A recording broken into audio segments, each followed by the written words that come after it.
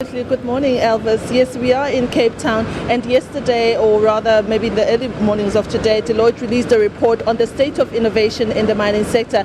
You'll appreciate that this conference has a lot to do, obviously, with mining, and this report, it looks at to what extent that mining companies are actually innovating and making new technologies in the sector. But I have a guest with me here, Andrew Lane, who's the Africa mining leader at Delloitte, who's going to give us a little bit more of information on what the report contains and what it suggests and what gaps it has identified. Andrew Lane, thank you very much for your time. Give us a few views on the salient points in which this report has made with regards to innovation. So we did this report, we're presenting it today. It's the second in a three-part series. We did the first one in Canada, and this is our Africa report. You know, the mining industry is in a difficult space right now. Times are tough, mines are getting deeper, commodity prices aren't where we are, or where we'd like them to be. And there's a real realization that innovation is required. You know, incremental improvement is no longer good enough. And I think one of the key outcomes of the report is, you know, coming up with ideas is the easy part of innovation, but actually making them stick and turning them into results is a whole lot more difficult. And while we find it is definitely on the agenda, and clients take it very seriously, in fact it's more on the agenda than it was a year ago, we're still struggling to get results, and it's largely due to governance systems and ability to collaborate and metrics and incentives to actually drive innovative behavior in an organization. Many companies speak of mechanization in the sector. However, of course, it's not quite a fine balance when it comes to jobs in the sector and mechanization. Do you perhaps look at that in the report? We do indeed, and indeed there is an imperative to modernize. I think particularly in some of the deeper hard rock mines, and obviously that's going to have social consequences. And I think it raises the complication of, first of all, where do you get the skills from, because the skills mix is going to be different, but also how do you deal with the socio-economic fallout? The requirements for a social dividend from the industry aren't changing. So I think it's going to require a real innovation from a social point of view, and also from the way in which we engage with our social partners. Let's paint a future scenario. Let's say the mines today were very innovative. They had very advanced technological equipment to mine. What would mining look like today? Well, in that scenario, which I think is where the industry has to go, I think that the real prize is that the industry lasts for a lot longer. The situation right now is many of our ore reserves are getting to the point where they can't be economically and safely mined with current methodologies. When we look at the South African context, I spoke earlier on about the balance between jobs and mechanization. What is the picture that you find in other parts of the continent with regards to balancing of jobs and mechanization?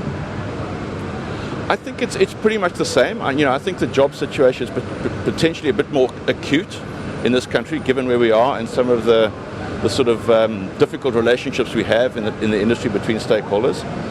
So I think we have that trade-off is more important for us than it is elsewhere in the continent. But everyone's facing the same issue. Let's talk about these issues, particularly the commodity slump and other challenges that the mining sector faces. What do you as Delloitte make of that? Well, times are tough, and everyone we speak to is really, really focusing on taking costs out, managing for cash, and just surviving. And speaking of survival as well, when we look at this commodity slump, do you envisage that more companies will survive this type of turmoil, or are we going to perhaps maybe, in your view, see more companies closing their doors? Well, I think the reality is, when you're in commodity markets that are oversupplied, which is the case with a lot of our commodities, the reality is that some capacity has to come out of the market to equalize the supply and demand balance. So that will inevitably end in organization either closing operations, scaling back operations, or potentially some players even going to the wall. Andrew Lane, thank you very much for your time. You've been a really good help. Thank you so much. Thank you. Elvis, that was Andrew Lane. He's the Africa mining analyst. Unfortunately, he's had to rush to a presentation. But I'd like to give you some of the salient things that happened from Monday when we got here. and what we got yesterday. On Monday, the Minister of Mines, Msebenzi Zwane, had sought to make sure that he gives assurance to the mining sector in telling them that the policy uncertainty issue that they've been complaining about, particularly the Chamber of Mines and others that are not affiliated to the Chamber, that those will be sorted out. What stood out for me yesterday was the issue of AMCU. It had its own press briefing. It's the first time that this union had come to the Mining Indaba, and they saying that they are not faced with the issue that there's a Mining Indaba that does not benefit workers. Of course, we know that unions, they are for the workers. All they're saying is that the executives that are here should not be concentrating on making sure that they make more money. However, they should speak to how they can make people's lives better, miners' lives better. And then, of course, there was the issue of safety, pegging that to the issue of the Lily mine that's currently where we see 3 miners who are still stuck at Lily mine in Mpumalanga. There's the issue of safety. AMCU saying, look, we want companies to make sure that they put more effort into safety measures. They believe that companies are not doing enough.